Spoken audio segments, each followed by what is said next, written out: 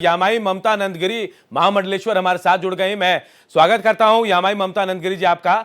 मैं आपसे जानना चाहूंगा, जो विवाद हुआ, जो चीजें आपने देखी माघ मेला में, आपके साथ भी बिल्कुल ऐसा ही विवाद हुआ था। यह विवाद जायज है अभी मुक्तेश्वरानंद के साथ? क्या मानती हैं आप? पहले देखिए, सर्वप्रथम मैं कहना चाहती हूँ, ये जो जो आदि शंकराचार्य हो गए थे, जिनके वजह से ये 4 पीठ स्थापित हो गए, उन्होंने पैदल होते हुए सब सृष्टि का भ्रमण किया था धर्म की स्थापना करने के लिए। इसलिए 4 पीठों की ये हो गई थी, स्थापना हो गई थी जी। मैं तो कहूंगी ये अभी मुक्तेश्वर जी के वजह से ही उनके बेचारे शिष्यों को इतना सब भोगना पड़ा। अगर ये शंकराचार्य, मैं तो उनको शंकराचार्य मानती नहीं, ये तो संत भी नहीं है। और मैं ये सिर्फ ये कहना चाहती हूँ कि अगर एक नियम किसी ने आपको दिया है कि आपको, बिकॉज जिधर भी जमावट होती है, जिधर भी धर्म के लिए जमावट होती है, चाहे किसी भी कॉन्ग्रीगेशंस को आप देखो, चाहे वर्ल्ड के अंदर हो, जब भी जमावट होती है सब वाहनों को स्थगित किया जाता है। अगर 12 बजे का अगर प्रोग्राम है तो 4 बजे दोपहर से कोई वाहन वहां नहीं जा सकता, चाहे किसी भी देश में आप जाके देख लो ये। और अपना कुंभ मेला तो करोड़ों लोग वहां पे जाते हैं स्नान के लिए। स्नान अमृत को बराबर तुल्य है। हम लोग जा रहे वहां स्नान के लिए, स्नान करने के लिए, वो अमृत को प्राप्त करने के लिए, ना कि अहंकार को तवज्जो देने के लिए। ठीक है ना। और मैं तो इनको शंकराचार्य मानती नहीं, मैं उनको संत भी नहीं मानती कि उनके वजह से उनको फट से तुरंत वहां से पालकी से उतर के उनको चल के जाके स्नान, चुपचाप से स्नान करके आना चाहिए था।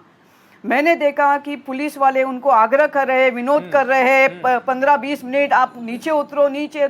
ये अहंकारास्पद शंकराचार्य, उनके वजह से उनके बटुक ब्राह्मणों को भोगना पड़ा है। ये प्रायश्चित उनको करना चाहिए और किसी को नहीं। लेकिन वो तो धरने पे बैठे हैं, शायद यही तो गलत बात है ना। अहंकार हो गया उनको अहंकार हो गया। इनको शंकराचार्य बहुत दूर की बात है, इनको संत भी नहीं कहना चाहिए। इनके अंदर कोई विनम्रता नहीं। अगर मैं वहां पे होती तो मुझे तुरंत, सर्वप्रथम मैं ये मौका ही नहीं आने देती कि 15-20 मिनट पुलिस को आपसे ये करना पड़ा कि आप उतरो, आप उतरो, आप उतरो, मैं नहीं उठूंगा, उतरो। What is this? आप स्नान करने आए या आप स्नान का मजाक करने आए हो वहां पे? आप होती तो क्या करती? आपने कहा आप होती तो क्या करती वहां? मैं तो बोलूंगी नियम सबके लिए लागू होना चाहिए। राजा या रंग हो, मंत्री हो या संतरी हो, आपको एक नियम दिया है कि आज इतने बजे से इतने बजे तक कोई वाहन नहीं जाएगा, कोई पालकी नहीं जाएगी, उतरो, स्नान करके आ जाओ चुपचाप से। नहीं, ये अहंकार जिसे आप बता रहे हैं, आप कह रहे कि मैं उन्हें संत नहीं मानती। अभी मुक्तेश्वरा सर को शंकराचार्य नहीं मानती आप, क्या वजह है, क्यों नहीं मानती हैं आप, ये बता दीजिए आप। सर्वप्रथम उनके अंदर अहंकार ठूसा हुआ है हर चीज के बारे में, ठीक है ना।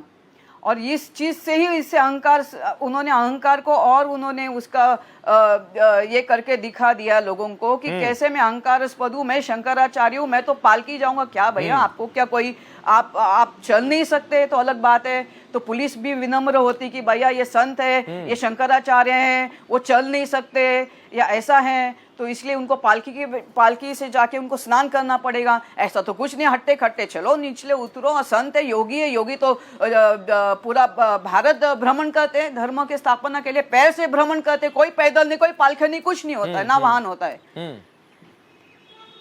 हाँ, तो फिर आपको स्नान करने के लिए चलने में तकलीफ होगी आपको।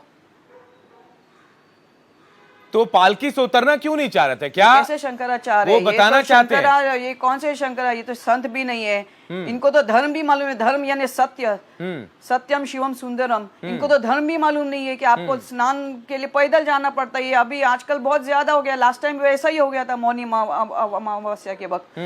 सबको पालकी चाहिए, सबको रथ चाहिए। क्या रथ है, क्या ऐसा तुमने अपने जीवन में किया? तो नहीं, शंकराचार्य क्या जो होता है कि इस शंकराचार्य को जी इससे समझ में आता है ये शंकराचार्य आत्मज्ञान से विमुख है आदमी। ये सिर्फ 4 वेद रटने से और ऐसे घोषित किए शंकराचार्य होंगे।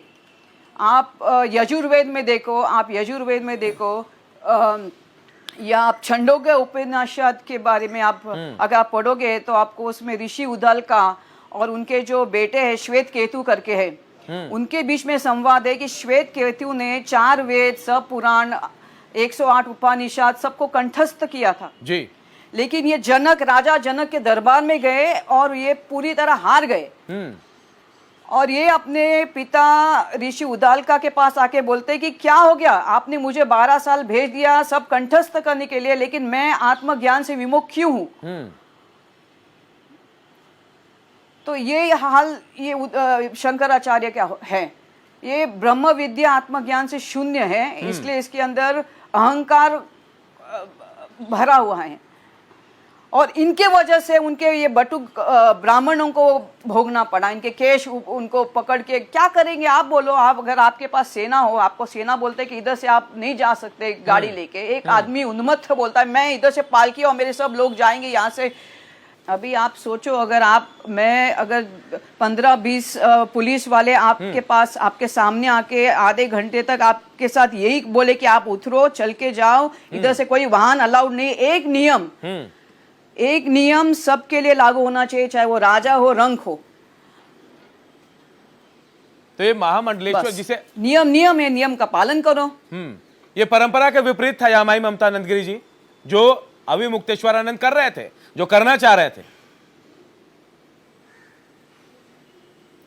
देखिए परंपरा मनुष्य के प्राण से बढ़कर तो नहीं हो सकती। आपको मालूम है लास्ट ईयर इसी मौनी अमावस्या के वक्त इतना बड़ा स्टैम्पेड हो गया था, हजारों की लाशें गिरी थी, तब इसी अभी मुक्तेश्वर ने कहा कोई किधर प्रशासन है, प्रशासन कोई काम पे नहीं है, कोई आता नहीं है। अभी प्रशासन ने स्वयं किया कि आज हम लोग देखेंगे इस बार कोई लाश नहीं गिरनी चाहिए, तो कोई वहां नहीं जाएगा, कोई धामचाम नहीं होगा, सीधा जाओ जिसके लिए आप आए स्नान, जाओ अमृत प्राप्त करो। आपने स्नान छोड़ के, अमृत छोड़ के आप अहंकार पे बैठ गए कि हमको पालकी ही लेके जाना है। हाँ, कैसा संत हो गया ये। यहाँ नहीं लग रहा आपको कि सनातन को लोग ऐसे सोच रहे हैं? भाई सनातन को जो लोग मानते हैं वही लोग आपस में बटे हैं, संतों में भी बंटवारा हो गया। भाई एक गुट ऐसा है जो समर्थन कर रहा है अविमुक्तेश्वरानंद का, और कुछ लोग ऐसे हैं जो विरोध कर रहे हैं। जगत गुरु रामभद्राचार्य ने कह दिया कि परंपरा तोड़ी उन्होंने। हाँ, परंपरा ही तोड़ी उन्होंने नहीं, मैं तो बोलूंगी आज के बाद जो भी स्नान जाएगा पैदल जाओ भैया, थोड़ा कष्ट करो। हाँ, जितने भी अपने शिष्य होते हैं, अपने भगवान के पास जो भक्त जाते, सब पैदल जाते, कहाँ से यात्रा करके अपने देवी देवता के दर्शन करने जाते। आप स्नान करने के लिए पैदल नहीं जा सकते? अभी 5 दिन से धरने पर है, 6ठा दिन है, कह रहे कि मैं बीमार हो गया हूं, अपने वारंटी वैन से बाहर नहीं आ रहे हैं। वो जाने दो, उनको बीमार होने दीजिए। बस ये इनका वो बच्चा होता है ना, हाँ। जब बहुत परेशान करता है तो बहुत परेशान करके ध्यान केंद्रित करना चाहता है, वही कर रहा है, वही कर रहा है और कुछ नहीं ना।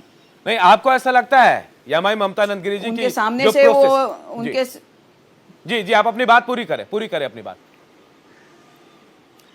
नहीं, मैं और एक चीज कहना चाहती हूँ, इस अविमुक्तेश्वर को सिर्फ इस एक चीज का घमंड हो चुका था कि अयोध्या में क्या हो गया, जब ये राम मंदिर हो रहा था 500 साल के बाद, तो सब ने उसका ये किया था सिवाय इनके मुक्तेश्वर जी ने।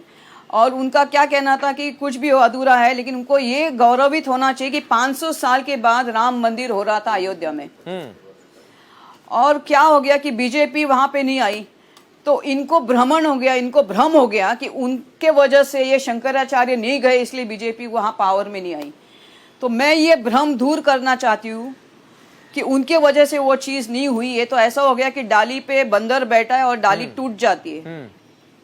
उल्टा जिस दिन सब लोग उसके लिए ये थे, राम मंदिर के लिए अपना योगदान दे रहे थे, ये अविमुक्तेश्वर जी ने बोला था कि नहीं मैं नहीं जाऊंगा, ये नहीं करूंगा। उसी वक्त भगवती ने उनको एक संकेत दिया था कि ज्योतिष मत के यहाँ पे पूरा वो भूस्खलन हो गया था उस वक्त, आप याद करना। जोशीमठ में क्रैक्स आके दरार आ गई थी। भगवती का प्रकृति का आदेश था। बस वो इसीलिए था कि भगवती इनको संकेत दे रही थी कि महामूर्ख आदमी तुम, 500 साल के बाद राम मंदिर बन रहा है, तुम किस इसमें बैठे हो कि अधूरा है, ऐसा है वैसा है, तो बन तो गया राम मंदिर ना, है कि नहीं। और बीजेपी पावर में नहीं आई, उसका एक अलग है, वो मैं अभी इधर बता नहीं सकती। एक आत्मज्ञानी को अपना जो भगवान के बीच में जो होता है ध्यान द्वारा हमको बहुत सारी चीज़ें मालूम होती है, तो वो मैं इधर उजागर नहीं करना चाहती हूँ। किस वजह से बीजेपी नहीं आई उसका भी मुझे वजह मालूम है, लेकिन it is not because Abhimukteshwar आनंद। और उन्होंने क्या किया, उसको अपने ऊपर लिया कि उसके वजह से नहीं हुआ, वो नहीं गए, तो अपने आप में वो अहंकार उसका बढ़ता गया। अभी अहंकार का स्वरूप ये जो आज आप देख रहे हो वो कुंभ में, वो उसका स्वरूप है, उसका पूर्ण स्वरूप हो गया वो। नहीं, ये चाहते क्या है, आपको क्या लगता है? वो क्या सोचते कि वो नहीं तो कोई स्थान नहीं, वो बोलते अहम ब्रह्मास्मि सर्वम खलविदम ब्रह्मासि, ये यजुर्वेद का सर्वम खलविदम ब्रह्मासि, हम सब ब्रह्म हैं और सब बराबर हैं। अगर एक नियम, एक प्रशासन बोलता है कि आप यहाँ से वहां लेके नहीं जा सकते, खत्म होता है वो नियम, सबको पालन करना चाहिए।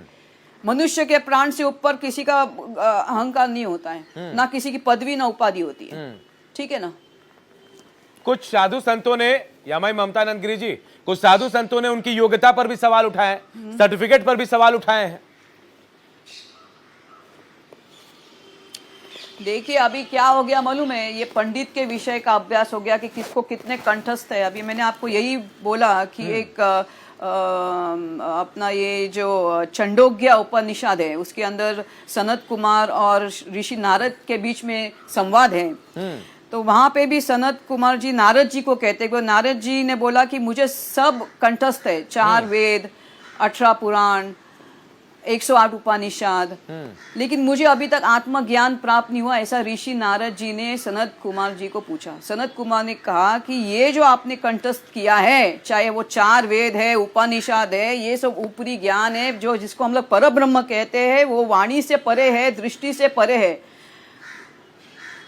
और शब्द से परे। तो आप ये मुझे इतने मंत्र आते हैं, उसको इतने मंत्र नहीं आते हैं, ये सब अपारा विद्या हम लोग बोलते हैं ना, पारा विद्या अपारा विद्या हो गया। ये अपारा मतलब नीचे दर्जे की विद्या हो गई, ये तो पंडित के विषय का अभ्यास हो गया। अगर आपको आत्मज्ञान चाहिए, आपको 4 वेद उपनिषद से ऊपर जाके आपको ध्यान, धारणा, समाधि, एकांतवास और वैराग्य की प्राप्ति जब तक आपके अंदर नहीं होती है, वैराग्य प्राप्ति कहाँ हो गई है। तो बाहर का सब ताम झाम के पीछे पड़े हैं।